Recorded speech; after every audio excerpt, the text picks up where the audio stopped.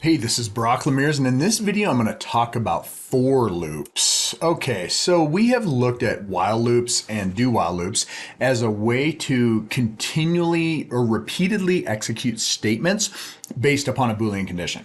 A for loop is a looping structure that you can design to execute the statements a predetermined amount of times. And so it actually has three arguments that you provide as the kind of in place of the Boolean condition. One of them is going to be an initialization, one's a condition, and one is an increment or decrement structure. So the way that you most commonly use this is you create what's called a loop variable, and it's usually an integer. And we actually reserve kind of the letters I, J, and K in lowercase as kind of what we use for loop variables. But as an example, you could create I, and you could say, I'd like to set I is equal to 0. And then for the condition, you could say, I want you to loop as long as this condition's true. And this would be something like I is less than 10, I is less than 100. And this is your Boolean condition. Okay, this is your Boolean expression. But the initialization gives you the ability to set the starting value of it. And then you can also come over to your third field, which is how you can alter I each time through the loop. Okay, so let's take a look at how we do this. So let's go ahead and just code along. All right, so you can see right here, what I'm gonna do is I'm gonna create a file or create a program, and I'm gonna basically make a loop variable that's I, and I'm gonna initialize it to 0, and I'm gonna loop as long as it's less than 10, but each time through the loop, I'm going to go ahead and increment it. Okay. All right. So here I am. I'm over on the Linux server, and I'm in my home directory. So let me change into my mod06 directory that we created last time. And I'm going to go ahead and vim up a for loops.c file. And let's go ahead and do our block header, our comment header. So playing with for loops. And we're going to certainly use printf. So let's include the standard IO header file. And then let's set up the shell of our main function. So I'm gonna go int main void open curly. Come down here. We'll go ahead and put return 0 and then close curly. All right, now we're ready. So I'll save that buddy up. All right, so here's what we're gonna do. We're gonna create a loop variable called I, and then we're gonna create a for loop. And what we're gonna do is there's three arguments within the for loop field. And the first one is going to be the initialization of the loop variable. So you can put I equals 0. So that initializes I to 0. And then the next one is going to be your Boolean expression. So we want this loop to continuously run as long as I is less than 10. Okay, and in this, what we're going to do in this loop is we're just going to print out I going from 0 to 9. So this will be exactly like the while loop example we did. But we can have a third argument in here that actually increments I each time after it goes through.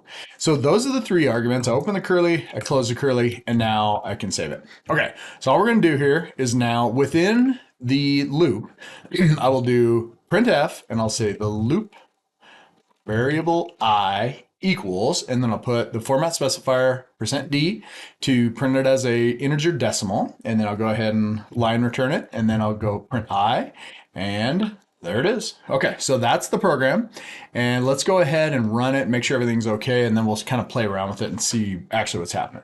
So here's my second shell. I'm in my home directory. I'm going to go ahead and change into my mod06. And I'll go ahead and say what's in here, and you can see the files we've done in prior videos.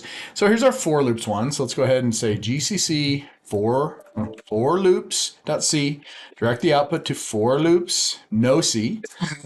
Make sure it works. All right, so that worked. Now let's go ahead and do, let's do it with warnings all on. Okay, life is good.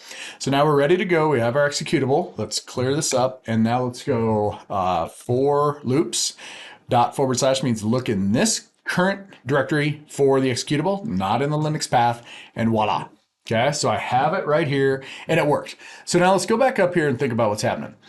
I used a Boolean expression right here that had a relational operator. I used an increment function within the for loop argument so that each time through it incremented I. So it starts with this value, I is equal to 0, and it goes through, and then once it returns to the top, it'll increment I, increment I, increment I, increment I, and it will do this as long as I is less than 10. Okay?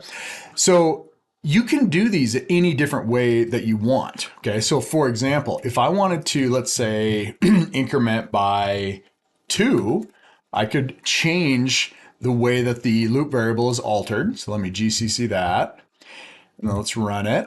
And all of a sudden it goes 0, 0, 1, 2, 3, 4. Or no, it goes 0, 2, 3, 4, 5, 6. Okay, that's cool. And then you could also come in here and be like, all right, let's leave it as increment by 1. Let's go ahead and say up to 99. Okay, so I can come in here and say GCC and then run it. And all of a sudden I've got my loop variable that goes up to 99. Okay, so you can increment by 2. You could also change it so that you start at a variable like 10 and you say, go ahead and loop as long as I is equal to 0. And in this situation, decrement it. Okay, so now we're coming down here and let's GCC that.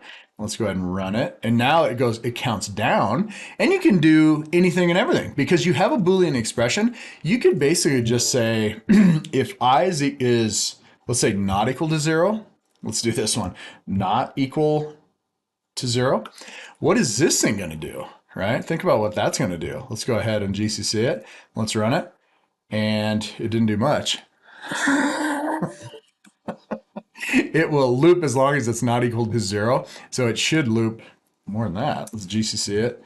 Let's do that. Okay, so it did the same thing. Let's do this. I is equal to 0. Let's try that, see what happens. It never ran, okay? And then you could basically just say I is equal to 0. Let's go I is equal to 0. Okay, we're gonna end this video. And just say I is equal to I, don't do anything.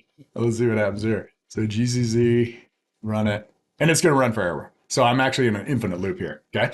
So that is, I'm gonna Control C to get out of that infinite loop. So that is the for loop. Very handy because a lot of times we're gonna use that loop variable as part of the expressions that we mess around with within the for loop, such as indexing arrays or strings that we'll learn about later. But that is it. Those are the main 3 loops within C: while, do while, and for loops, and that's it. And see ya.